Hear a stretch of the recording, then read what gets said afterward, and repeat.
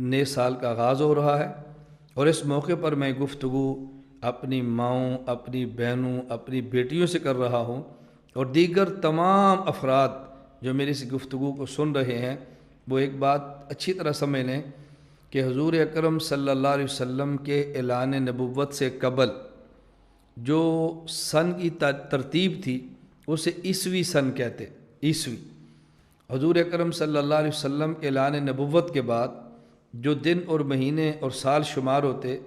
اس ترتیب کو سن نبوی کہتے، نبوت کا پہلا سال، دوسرا سال، تیسرا سال۔ اور حضور اکرم صلی اللہ علیہ وسلم کے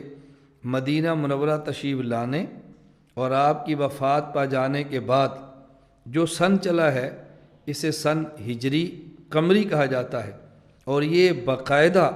حضرت عمر بن خطاب رضی اللہ تعالیٰ عنہ کے دور میں شروع ہوا ہے۔ حضرت عمر رضی اللہ تعالیٰ نے فیصلہ فرمایا، تمام صحابہ کے نے اس کی تائید فرمائی ہے،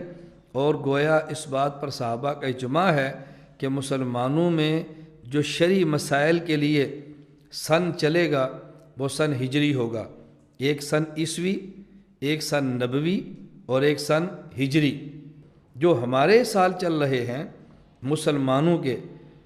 جن کا آغاز محرم سے ہوتا ہے، ہم اس کو بھی ذہن میں رکھیں۔ ہم انگریزی سال بھی کہتے ہیں، عیسوی سال بھی کہتے ہیں، اس کا آغاز جنوری سے ہے، اور مسلمانوں کے لیے وہ سال جس کا تعلق شریعت کے احکام سے ہے اس کا تعلق محرم الحرام سے ہوتا ہے، اور یہ ہجری سال شمار ہوتے ہیں۔ تو جس طرح آج بڑی شد و مت کے ساتھ نئے سال کا تذکرہ کیا جاتا ہے، پرانے سال کے تذکرے ہوتے ہیں، اور اللہ ہم سب کی حفاظت فرمائے، 31 دسمبر کو فحاشی اور عریانی کا سیلاب امنڈ آتا ہے، اور ہمارے وہ مسلمان بھائی جو ان خرافات میں شریک تو نہیں ہوتے لیکن نئے سال کی مبارکیں وہ بھی پیش کرتے ہیں۔ نئے سال کے نام پہ باقاعدہ مبارک دینا،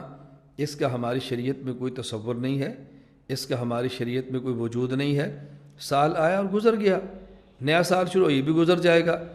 اگر نئے سال پر مبارکباد دینی شریعت میں ہوتی تو ہجری سن کے آغاز پر ہوتی، اور تعجب یہ ہے کہ جس حد تک اس سن کو عام کیا جاتا ہے عیسوی کو، اس حد تک سن ہجری کو مسلمان اس کو رواج دینے کے لیے تیار نہیں ہوتے۔ اور سن ہجری کی بنیاد سیدنا فاروق اعظم رضی اللہ عنہ رکھی ہے، لہذا سن ہجری کو یاد رکھنا صحابہ کرام سے محبت کی علامت ہے رضی اللہ تعالی عنہم۔ اس لیے جہاں جنوری، فروری ان ماہ کو یاد رکھتے ہیں، وہاں محرم، سفر کو بھی یاد رکھنا چاہیے۔ بعض شریعت کے مسائل ایسے ہیں، مثلا اگر طلاق ہو جائے تو عدت کا مسئلہ ہے، اسی طرح عورت کے طلاق ہو جائے تو عدت کا مسئلہ ہے، رمضان المبارک کے چاند رمضان کی گنتی کا مسئلہ ہے، عید الفطر کا مسئلہ ہے، اسی طرح حج کے ایام کا مسئلہ ہے، عید الاضحیٰ کا مسئلہ ہے، سال بھر جو زکوٰۃ کے لیے گنتی دنوں کی ہوتی ہے وہ مسئلہ ہے۔ اس میں ہجری سن چلے گا، اس میں عیسوی سن نہیں چلتا، تو جنوری سے زیادہ بحیثیت مسلمان ہمیں محرم و سفر کو یاد رکھنا چاہیے۔